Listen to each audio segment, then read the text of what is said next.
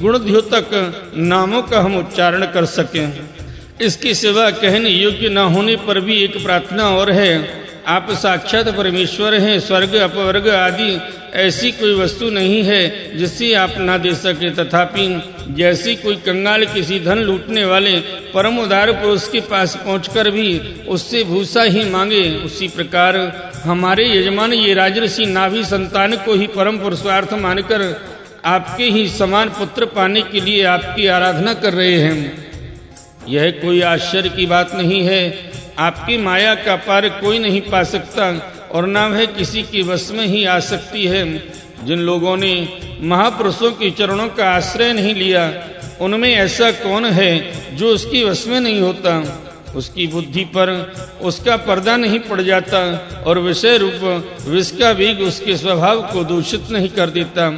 हे देवाधिदेव, आप भक्तों के बड़े बड़े काम कर देते हैं। हम मंदमतियों ने कामना वश से तुच्छ कार्य के लिए आपका आह्वान किया, यह आपका अनादर ही है, किंतु आप समदर्शी हैं, अतः हम अज्ञानियों की इस दृष्टता को आप क्षमा करें। श्री सुखदेव जी कहते हैं, हे राजन, वर्षाधिपति नाभि के पूज्य ऋतिध्वजों ने प्रभु के चरणों की वंदना करके जब पूर्वोक्त स्तोत्र से स्तुति की, तब देवश्रेष्ठ श्री हरि ने करुणावश इस प्रकार कहा। श्री भगवान ने कहा, ऋषियों, बड़े असमंजस की बात है। आप सब सत्यवादी महात्मा हैं। आपने मुझसे यह बड़ा दुर्लभ वर मांगा है कि राजर्षि नाभि के मेरे समान पुत्र हों। मुनियो, मेरे समान तो मैं ही हूँ, क्योंकि मैं अद्वितीय हूँ, तो भी ब्राह्मणों का वचन मिथ्या नहीं होना चाहिए। ध्वजकुल मेरा ही तो मुख है, इसलिए मैं स्वयं ही अपनी अंश कला से आग्नेत्र नंदन नाभि के यहाँ अवतार लूंगा, क्योंकि अपने समान मुझे कोई और दिखाई नहीं देता। श्री सुखदेव जी कहते हैं, महारानी मेरु देवी की सुनते हुए उसके पति से इस प्रकार कहकर भगवान अंतर्ध्यान हो गए। विष्णु दत्त परीक्षित उसी यज्ञ में महर्षियों द्वारा इस प्रकार प्रसन्न किए जाने पर श्री भगवान महाराज नाभि का प्रिय करने के लिए उनके रनिवास में महारानी मेरु देवी के गर्भ से दिगंबर सन्यासी और ऊर्ध्वरेता मुनियों का धर्म प्रकट करने के लिए शुद्ध तत्व में विग्रह से प्रकट हुए। भोलिए भक्त वत्सल भगवान की जय। भोलिए श्रीमद् भागवत महापुराण की जय। आइए भक्त वृंदो, श्रीमद् भागवत महापुराण की पंचम स्कंद में चौथा अध्याय श्री ऋषभ देव जी का राज्य शासन का प्रसंग श्रवण करते हैं। श्री सुखदेव जी कहते हैं, राजन, नाभि नंदन के अंग जन्म से ही भगवान विष्णु के वज्र अंकुश आदि चिन्हों से युक्त थे। समता, शांति, वैराग्य और ऐश्वर्य आदि महाविभूतियों के कारण उनका प्रभाव दिनों दिन बढ़ता जाता था। यह देखकर मंत्री आदि प्रकृति वर्ग, प्रजा, ब्राह्मण और देवताओं की यह उत्कट अभिलाषा होने लगी कि ये ही पृथ्वी का शासन करें। उनकी सुंदर और सुडौल शरीर, विपुल कीर्ति, तेज बल, ऐश्वर्य, यश, पराक्रम और सूरवीरता आदि गुणों के कारण महाराज नाभि ने उनका नाम ऋषभ श्रेष्ठ रखा। बोली ऋषभ भगवान की जय। एक बार इंद्र ने ईर्ष्यावश उनके राज्य में वर्षा नहीं की, तब योगेश्वर भगवान ऋषभ ने इंद्र की मूर्खता पर हंसते हुए अपनी योग माया के प्रभाव से अपने वर्ष अजनाभ खंड में खूब जल बरसाया।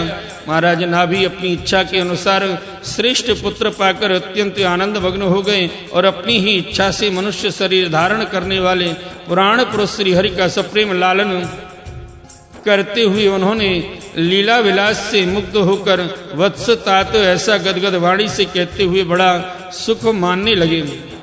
जब उन्होंने देखा कि मंत्रिमंडल, नागरिक और राष्ट्र की जनता ऋषभ देव से बहुत प्रेम करती है, तो उन्होंने उन्हें धर्म मर्यादा की रक्षा के लिए राज्याभिषिक्त करके ब्राह्मणों की देखरेख में छोड़ दिया। आप अपनी पत्नी मेरु देवी के सहित बद्रिका आश्रम को चले गए। वहाँ अहिंसा वृत्ति से, जिससे किसी को उद्वेग न हो, ऐसी कौशल पूर्ण तपस्या और समाधि योग के द्वारा भगवान वासुदेव के नर नारायण रूप की आराधना करते हुए समय आने पर उन्हीं के स्वरूप में लीन हो गए। पांडुनंदन राजा नाभि के विषय में यह लोकोक्ति प्रसिद्ध है। राजर्षि नाभि के उदार कर्मों का आचरण दूसरा कौन पुरुष कर सकता है। जिनकी शुद्ध कर्मों से संतुष्ट होकर साक्षात श्री हरि उनके पुत्र हो गए। महाराज नाभि के समान ब्राह्मण भक्त भी कौन हो सकता है?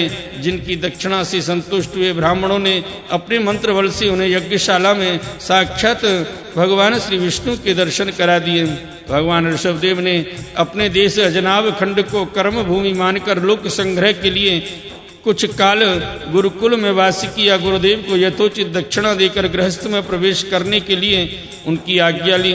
फिर लोगों को गृहस्थ धर्म की शिक्षा देने के लिए देवराज इंद्र की दी हुई उनकी कन्या जयंती से विवाह किया तथा श्रौत स्मार्त दोनों प्रकार के शास्त्रोपदिष्ट कर्मों का आचरण करते हुए उनकी गर्भ से अपने ही समान गुण वाले 100 पुत्र उत्पन्न किए। उनमें महायोगी भरत जी सबसे बड़े और सबसे अधिक गुणवान थे। उन्हीं के नाम से लोग इस अजनाभ खंड को भारतवर्ष कहने लगे।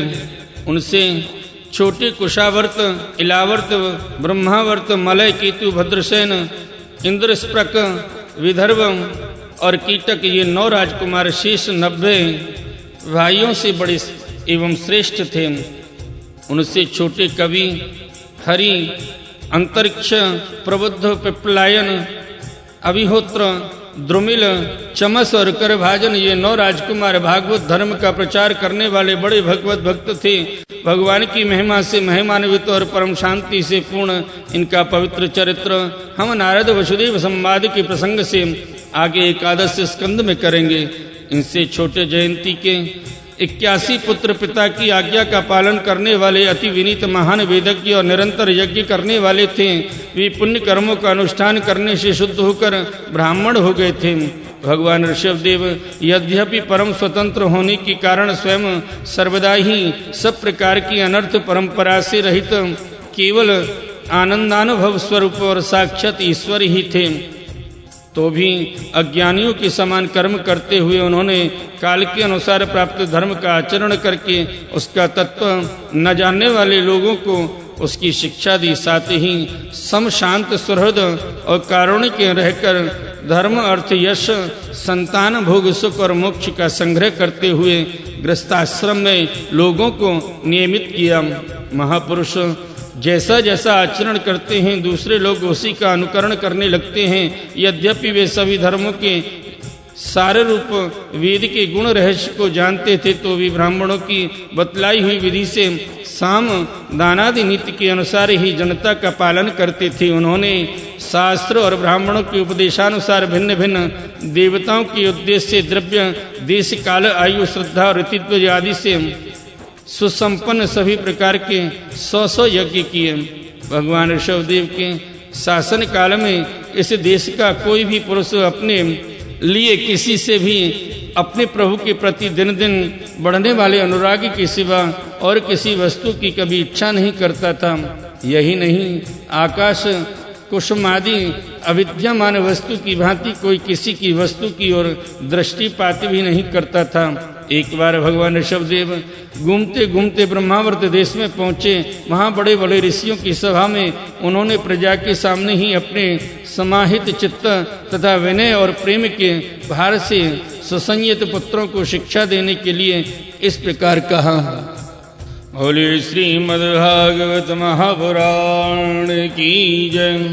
आइए भक्त वृंदो, श्रीमद्भागवत महापुराण के 5वें स्कंद में 5वां अध्याय महर्षि ऋषभदेव जी का अपने पुत्रों को उपदेश देना और स्वयं अवधूत वृत्ति ग्रहण करने का प्रसंग श्रवण करते हैं।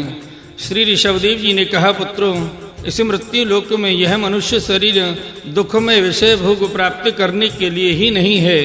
ये भोग तो विष्टाभोजी सूकर कुकर आदि को भी मिलते ही हैं। इस शरीर से दिव्य तप ही करना चाहिए जिससे अंतःकरण शुद्ध हो, क्योंकि इसी से अनंत ब्रह्मानंद की प्राप्ति होती है। शास्त्रों ने महापुरुषों की सेवा को मुक्ति का और स्त्री संगी कामियों के संग को नरक का द्वार बताया है। महापुरुष वे ही हैं जो समान चित्त, परम शांत, क्रोधहीन, सबके हित चिंतक और सदाचार संपन्न हों, अथवा मुझ परमात्मा के प्रेम के ही जो एकमात्र पुरुषार्थ मानते हों। केवल विषयों की ही चर्चा करने वाले लोगों में तथा स्त्री पुत्र और धन आदि सामग्रियों से संपन्न घरों में जिनकी अरुचि हो और जो लौकिक कार्यों में केवल शरीर निर्वाह के लिए ही प्रवृत्त होते हों, मनुष्य अवश्य प्रमादवश कुकर्म करने लगता है। उसकी वह प्रवृत्ति इंद्रियों को तृप्त करने के लिए ही होती है।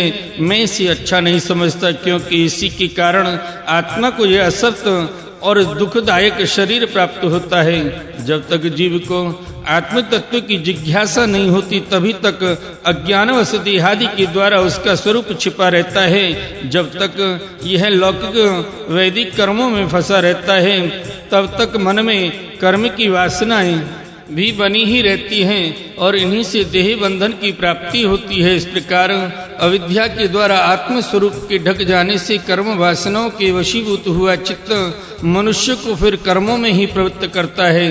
अतः जब तक उसको मुझ वासुदेव में प्रीति नहीं होती तब तक वह देह बंधन से छूट नहीं सकता। स्वार्थ में पागल जीव जब तक विवेक दृष्टि का आश्रय लेकर इंद्रियों की चेष्टाओं को